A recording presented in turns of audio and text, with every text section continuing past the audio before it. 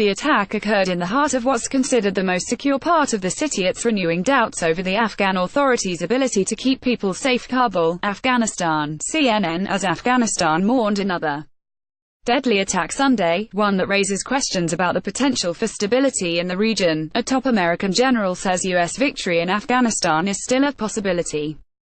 The Afghan government declared a national day of mourning after an ambulance packed with explosives blew up in a crowded street in the capital of Kabul, killing 103 people.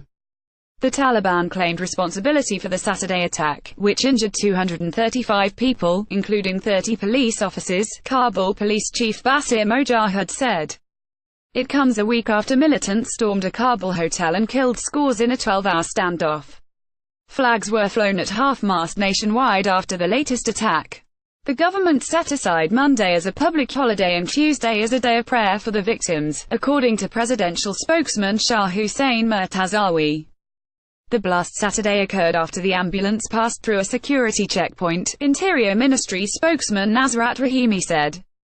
Police identified the attacker at a second checkpoint, Rahimi said, but couldn't stop him before he detonated the explosives in a central area near the old Interior Ministry building, a hospital and diplomatic buildings. The attack, in the heart of what's considered the most secure part of the city, renewed doubts over Afghan authorities' ability to keep people safe. Meanwhile, the head of U.S. Central Command, Gen. Joseph Vattel, told CNN that the attacks do nothing to dampen the United States' resolve to help Afghanistan, and that victory in the war-torn country remains absolutely possible. Hotel Siege Afghanistan has had a deadly few days, with ISIS attacking an office of the aid group Save the Children in the eastern city of Jalalabad on Wednesday, killing at least 4 people and injuring dozens. Last weekend, gunmen attacked the Intercontinental Hotel in Kabul, killing at least 22 people during a 12-hour standoff with Afghan security forces. 6 gunmen were killed.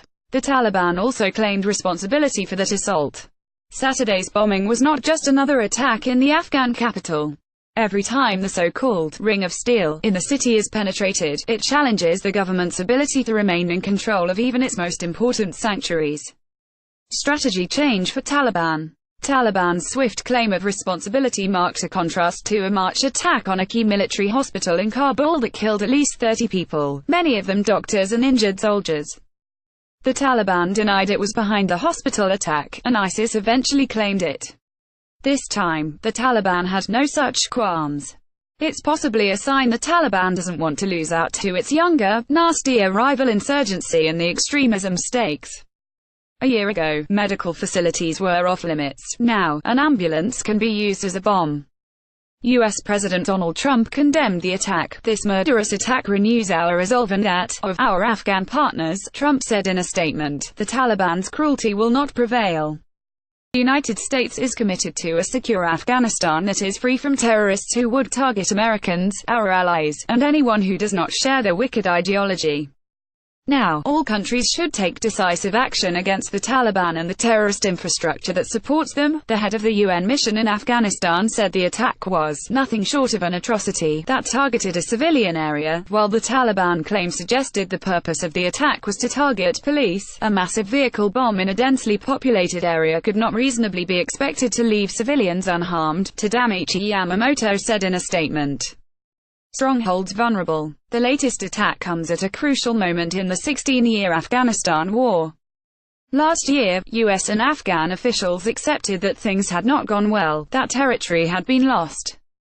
This year, they insist, the Taliban will begin to lose territory again. Attacks such as this not only diminish morale but show strongholds as vulnerable. Hundreds more U.S. troops are en route to Afghanistan to begin a much riskier mission, training Afghan troops outside the wire. The mission will put Americans on the front lines, possible in deadly combat situations. Speaking at an airbase outside Amman, Jordan, on Sunday, Gen. Vattel said the recent attacks have served only to bolster the U.S. commitment to Afghanistan.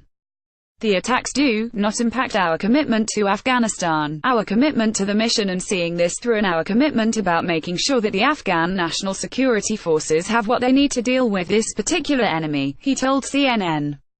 As horrible as this is to me, it strengthens our resolve to help them move forward. Vattel was in Jordan for a ceremony celebrating the delivery of Black Hawk helicopters to the nation.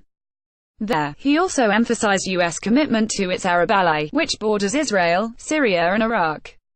Jordan has been a fantastic partner for a number of years, the general said. I think what you saw in our demonstration here today is the maturity of our relationship.